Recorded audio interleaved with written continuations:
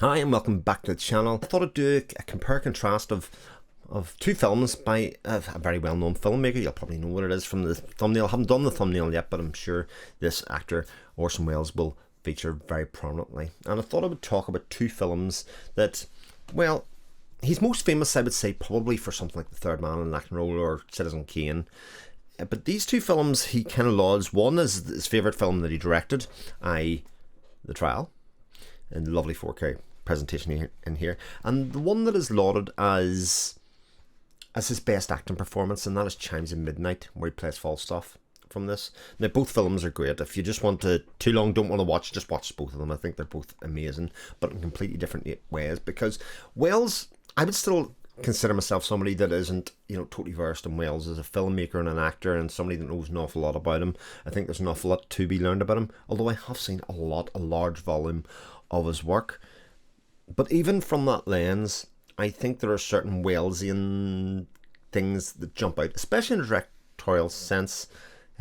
He has an eye and a look on a camera that kind of says, "Oh, I'm going to do this," or "I see the world this way," or there's certain shots that very much scream of him. Some of that comes through with his work from other directors, and you can see it bleed through in his own work. So where to start? I'll start with The Trial, because The Trial is a real oddity, I think. The Trial is a film that follows Anthony Perkins here in the lead role, and it's a bit of a macabre style of storytelling, insofar as nothing's really explained to you, and everything seems a bit weird and wonderful. We start with Anthony Perkins in a room, and people come to investigate him at the room that he's staying in and threaten him with, the establishment, that he's breaking rules and all of that kind of thing. And we follow him through his journey to try and, one, find out what he's done wrong, and two, kind of get off with it. I'm not guilty. Whatever it is that you're saying that I've done, what is it? And we go through. Welles is in there as a character, as a lawyer who's going to represent him and look after him.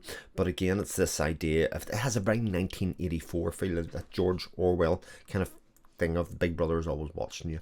We've noticed you've been doing this kind of thing, and how that fits into this sort of dystopian future that's presented within The Trial. Its imagery is so pointed, and it's so vivid in how it's shown. Some of the camera work and things that are doing that, you can see why this would be Welles' favourite film that he's made or that he's directed, because he's very playful, and in a way that he isn't in other films.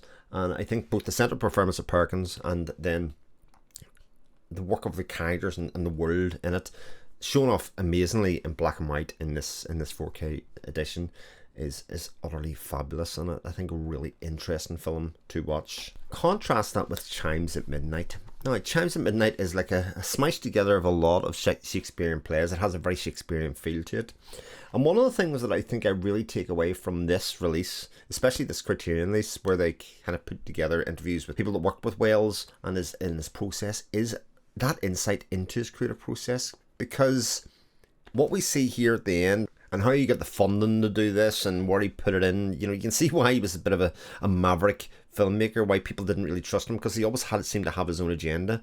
But how he identified cast members to do this with, and how he toured this, and how at the start, funny enough, in Belfast, it started off, and they did performance after performance after performance of this, and it was just rubbish. It was very accepted to be rubbish. It wasn't quite right, but they kept workshopping it, they kept working on it, until we get to a point at the end that, well, I think this is magnificent. This actually might have, and I know I've talked about The Trial being this phenomenal directed film, I think the editing and filmmaking of the fight scene in Chimes of Midnight puts most war films to absolute shame. It is absolutely brilliant. But what is Chimes of Midnight about?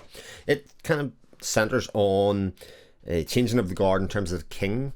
The king's died, his usurper is on the throne, but they would like to put his son, or the son, on the throne instead, except his son's a bit of a wastrel layabout kind of character, and he is following Falstaff, who is like a general within the army, who's also a bit of a joker and a womanizer, and drinks and kind of lives the high life, so to speak. And it's very much about the relationship between the son of the king and Falstaff, and who he sees as his person that he looks up to, his father figure, and how that might change over time, and how people change over time, and how circumstances change what you do. It's kind of very deep, I would say, character study into the effect of power and the effect of nobility and class. And Wales's performance as Falstaff is absolutely brilliant. I think it's really off the charts, especially as we get towards the end and we get to see the fallout of the events of the film and everything that happens in it. To go from a character that we're not sure whether we like to a character that we like, that maybe that we don't like, it's utterly wonderful. But I think as a pair of films, I think they give a really good insight into Wales as a filmmaker and as an actor. And the question is often asked, was he a better director or filmmaker, or was he a better actor? As somebody that is very much larger in life, both in terms of size and in terms of posture and stature, etc., which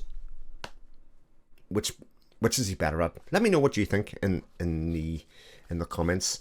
Obviously you can talk about many other films that he's made, and a long list of them. His Shakespearean work, I think, is quite famed and also well worth celebrating. Got Othello in there, for instance, that I've watched and enjoyed quite a lot of. I'll speak to you again soon on the channel. Take care. All the best. Bye.